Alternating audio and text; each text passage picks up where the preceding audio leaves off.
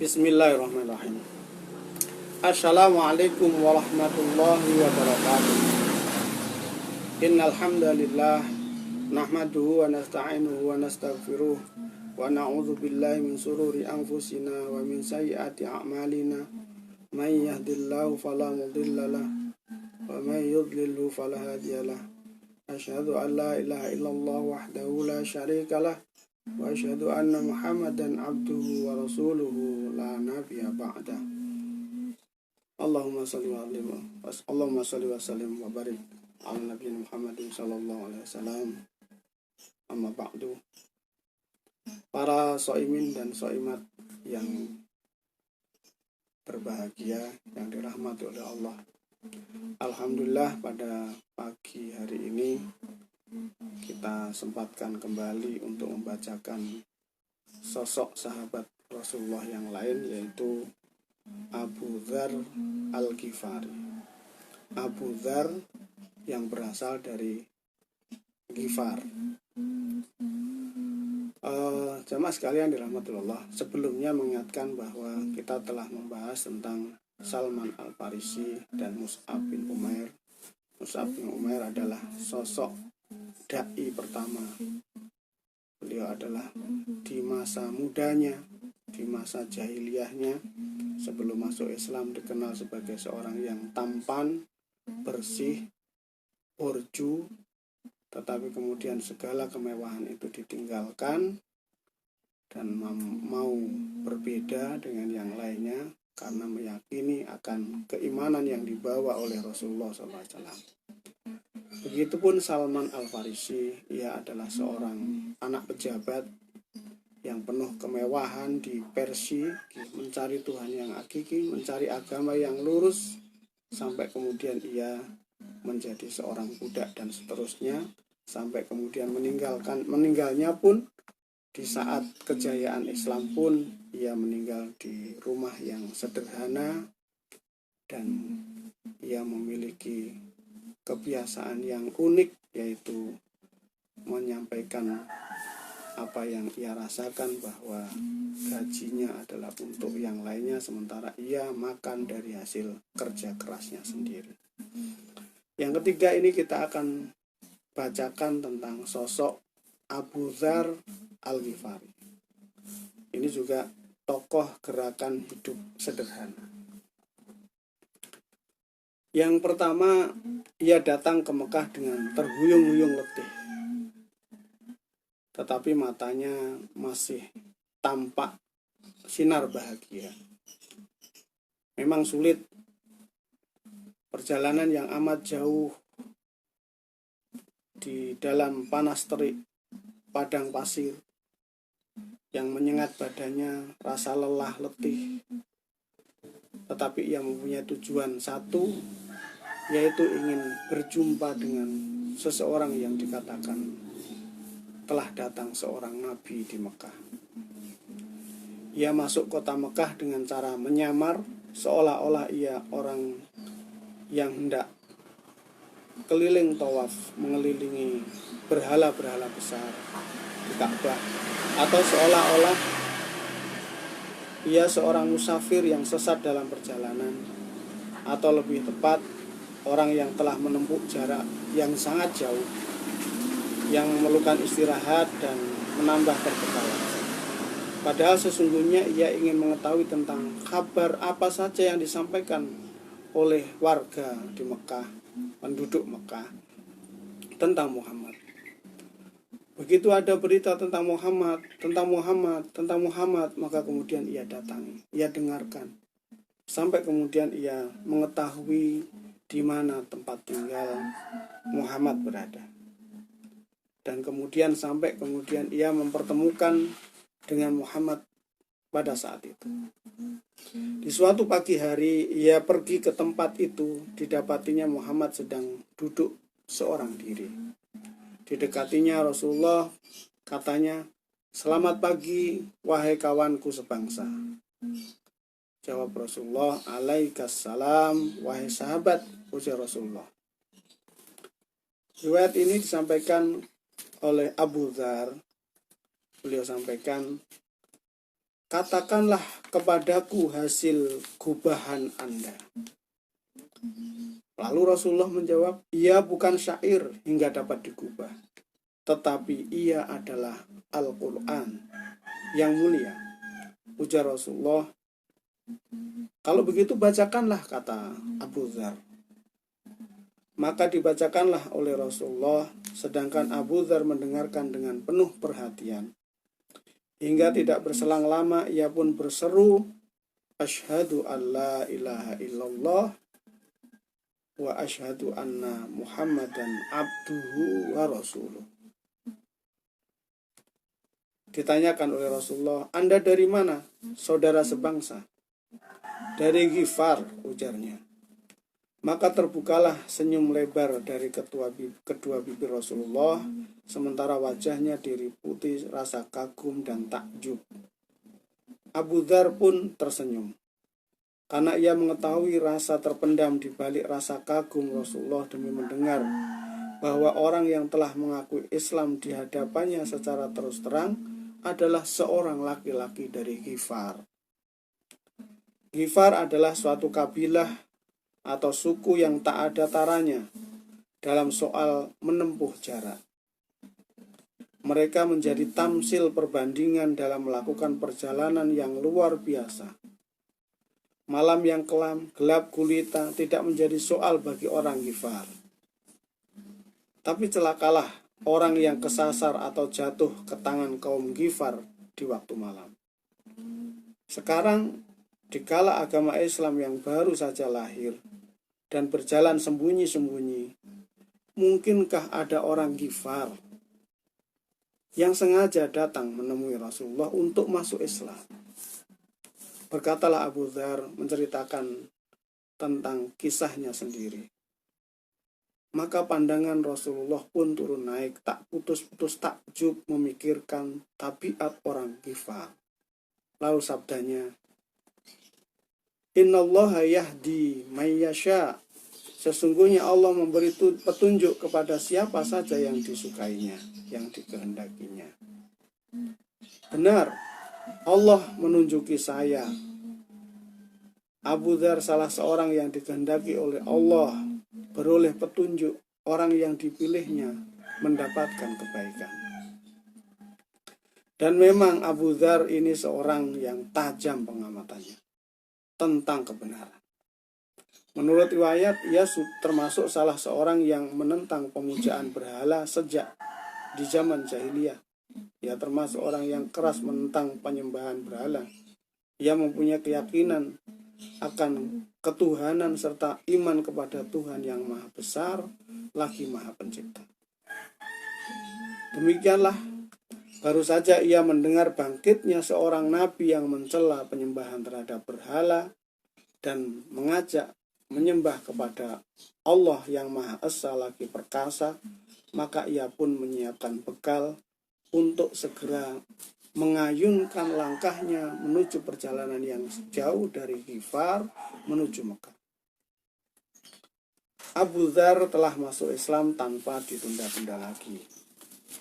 Kalau diurut-urut dari kalangan muslimin pada saat itu, ia termasuk urutan yang kelima atau yang keenam dalam satu riwayat. Jadi ia adalah termasuk pemeluk yang pertama, hari-hari pertama. Bahkan pada saat pertama agama Islam, hingga keislamannya termasuk dalam barisan terdepan. Ketika ia masuk Islam, Rasulullah masih menyampaikan dakwahnya secara sembunyi-sembunyi, berbisik-bisik. Dibisikannya kepada Abu Dzar, begitupun kepada 5 sahabatnya yang lainnya yang telah beriman. Dan bagi Abu Dzar tak ada yang dapat dilakukannya sekarang selain memendam keimanan itu dalam dada tanpa menyuarakan keras kepada orang lain. Secara diam-diam akhirnya ia kembali kepada kaumnya. Tetapi Abu Dzar yang nama aslinya adalah Jundub bin Janadah, seorang yang tidak pernah merasa puas dengan apa yang pernah dilakukan. Ia ingin selalu bergerak, telah menjadi watak dan tabiatnya menentang kebatilan di mana-mana. Dan sekarang kebatilan itu berada di hadapannya, tetapi ia tidak boleh menyuarakannya. Batu-batu yang ditembok, yang dibentuk para pemujanya, disembah oleh orang-orang yang menundukkan kepala dan merendahkan akal mereka, dan diseru mereka dengan ucapan yang muluk, inilah kami datang demi mengikuti titahmu, kepada Tuhan-Tuhan mereka.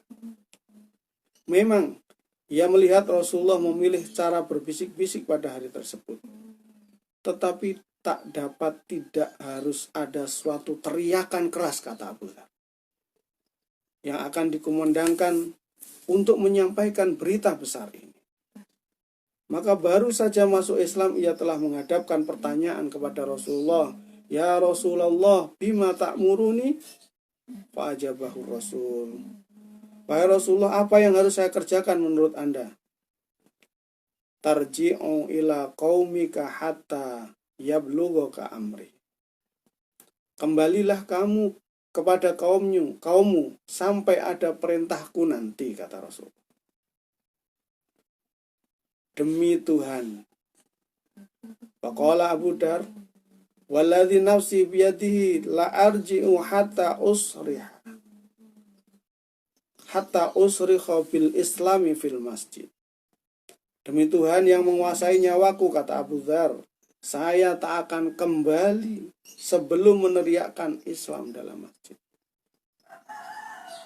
Itulah tabiat daripada Abu Dzar yang selalu ingin menyampaikan apa yang benar, itu dengan terus terang.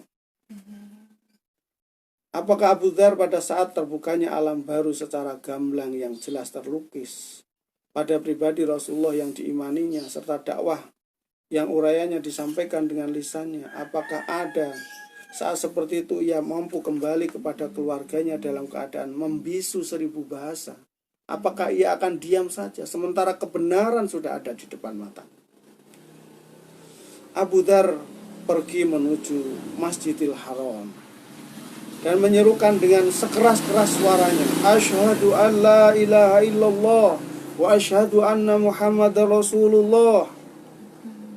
Setahu kita, teriakan ini merupakan teriakan pertama tentang agama Islam yang menentang kesombongan orang-orang Quraisy dan memekakkan anak telinga mereka.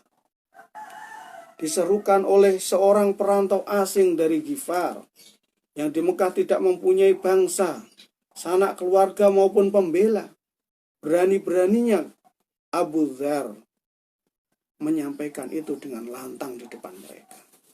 Sebagai akibatnya, ia mendapat perlakuan dari mereka yang sebetulnya telah dimaklumi dan dia telah siap dengan segala resikonya.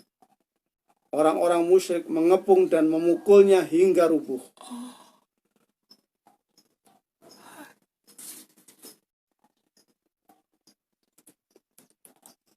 Berita mengenai peristiwa yang dialami Abu Dzar itu akhirnya sampai juga pada paman Nabi Abbas. Ia segera mendatangi tempat terjadinya peristiwa tersebut. Tapi dirasanya ia tak dapat melepaskan Abu Dzar dari cengkraman mereka kecuali dengan menggunakan diplomasi halus.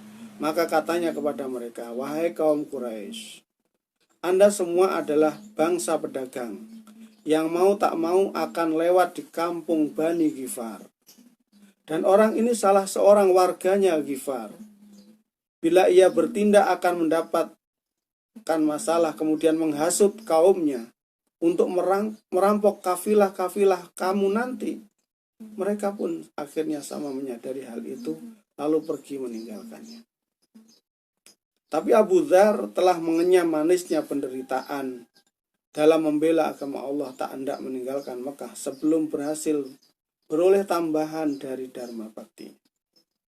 Demikianlah pada hari berikutnya tampak olehnya 2 orang wanita sedang tawaf berkeliling berhala, Usab dan Nailah, sambil memohon kepadanya. Abu Dzar segera berdiri menghadangnya, lalu di hadapan mereka berhala-berhala itu dihinanya. Kedua wanita itu hendak memekik berteriak, hingga orang-orang gempar dan berdatangan laksana belalang, lalu menghujani Abu Dzar dengan pukulan hingga tak sadarkan diri. Ketika ia siuman maka diserunya lagi, tiada lain adalah tiada Tuhan yang hak diibadahi melainkan Allah, dan bahwa Muhammad adalah utusan Allah. Ia seakan tidak sabar untuk agar orang-orang itu mau mendengarkan apa yang diyakininya sebagai sebuah kebenaran. Maklumlah sudah Rasulullah akan watak dan tabiat murid barunya yang ulung ini, serta keberaniannya yang menakjubkan dalam melawan kebatilan. Hanya sayangnya saatnya belum tiba.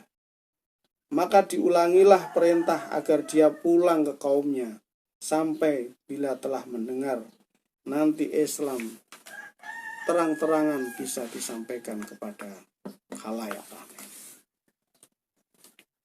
Abu Dzar kembali mendapatkan keluarga dan kaumnya dan menceritakan kepada mereka tentang Nabi yang baru diutus Allah, yang menyeru agar mengabdi kepada Allah yang Maha Esa dan membimbing mereka supaya berakhlak mulia. Seorang demi seorang kaumnya masuk Islam lantaran dari bibir Abu Dzar Al-Ghifari. Bahkan usahanya tidak terbatas pada kaumnya semata, tapi dilanjutkannya pada suku-suku lain, yaitu suku Aslam. Di tengah-tengah mereka ia pancarkan cahaya Islam. Hari-hari berlalu, mengikuti peredaran waktu Rasulullah telah hijrah ke Madinah dan menetap di sana bersama kaum muslimin. Pada suatu hari, satu barisan panjang terdiri atas para pengendara dan pejalan kaki menuju pinggiran kota, meninggalkan debu di belakang mereka. Kalau bukanlah bunyi suara takbir, mereka yang gemuruh, tentulah yang melihat akan menyangka mereka itu suatu pasukan tentara musyrik yang hendak menyerang kota. Rombongan besar itu semakin dekat, lalu masuk ke dalam kota dan menunjukkan langkah mereka ke masjid Rasulullah dan tempat kediamannya. Ternyata rombongan itu tiada lain adalah kabilah-kabilah Ghifar dan Aslam, yang dikerahkan semuanya oleh Abu Dzar tanpa kecuali yang telah masuk Islam. Laki-laki dan perempuan, orang tua, remaja, dan anak-anak semuanya diajak serta. Sudah selayaknya Rasulullah semakin takjub dan kagum. Belum lama berselang ia takjub. Ada seorang laki-laki dari Ghifar yang menyatakan keislaman di hadapannya. Sabdanya menunjukkan ketakjuban itu, Innallaha yahdi mayyasha. Sungguh Allah memberi hidayah kepada siapa yang dikehendakinya. Maka sekarang yang datang itu adalah seluruh warga Ghifar yang menyatakan keislaman mereka. Telah beberapa tahun lamanya mereka menganut agama itu, semenjak mereka diberi hidayah Allah di tangan Abu Dzar Al-Ghifari. Dan ikut pula bersama mereka suku Aslam, raksasa garong dan komplotan setan, telah beralih rupa menjadi raksasa kebajikan dan pendukung kebenaran.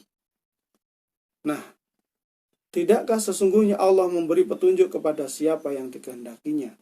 Tidak peduli dia preman atau siapapun, garong, maling atau siapapun. Orang-orang yang biasa beringas itu menjadi lembut menyampaikan kebenaran berkat hidayah Islam yang ia peluk, yaitu Abu Dzar Al-Ghifari telah mengajak kaumnya Ghifar dan suku Aslam. Rasulullah melayangkan pandangannya kepada wajah-wajah yang berseri, pandangan yang diliputi rasa haru dan cinta kasih, sambil menoleh kepada suku Ghifar. Ia bersabda, Ghifarun ghafarallahu laha. Suku Ghifar telah dighafar, diampunkan oleh Allah. Ghifarun ghafarallahu laha. Kemudian sambil menghadap kepada suku Aslam, sabdanya pula, wa aslamu salamahallah. Dan suku Aslam telah disalam, diterima dengan damai oleh Allah. Masya Allah, subhanallah, walhamdulillah, wa la ilaha illallah, wallahu akbar. Kalimat yang begitu seakan-akan sudah dirancang oleh Allah. Suku Ghifar dikatakan oleh Rasulullah dengan kalimat witisnya, Ghifarun ghafarallahu laha, dan suku Aslam yang kemudian juga secara puitis Rasulullah sampaikan kekagumannya, wa aslamu salamahallah. Mudah-mudahan benar bahwa suku Ghifar dan suku Aslam itu telah diampuni dan diselamatkan oleh Allah Subhanahu wa taala dengan keislaman mereka.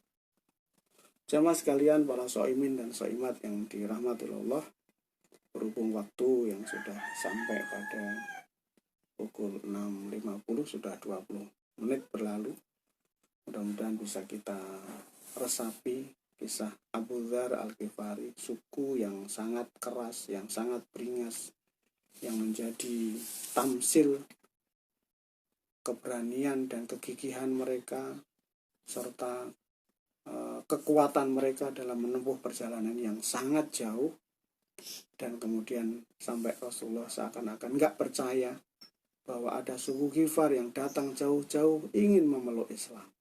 Tetapi kata Rasulullah, innallaha yahdi may yasha. Dan ketika waktu berselang beberapa tahun, ternyata Abu Dzar Al-Ghifari sudah membawa serta ketika Rasulullah hijrah di Madinah, seluruh suku Ghifar dan suku Aslam telah memeluk Islam. Sampai kemudian Rasulullah sampaikan rasa takjubnya, Ghifarun ghafarallahu laha wa aslamu salamahallah. Mudah-mudahan kita termasuk yang diampunkan dan diselamatkan oleh Allah Subhanahu wa taala dengan segala keberingasan dan kebiadaban perilaku kita, sehingga ampunan dan keselamatan untuk kita semua di bulan Ramadan ini. Alafu minkum wa billahi taufiq wal hidayah. Wassalamualaikum warahmatullahi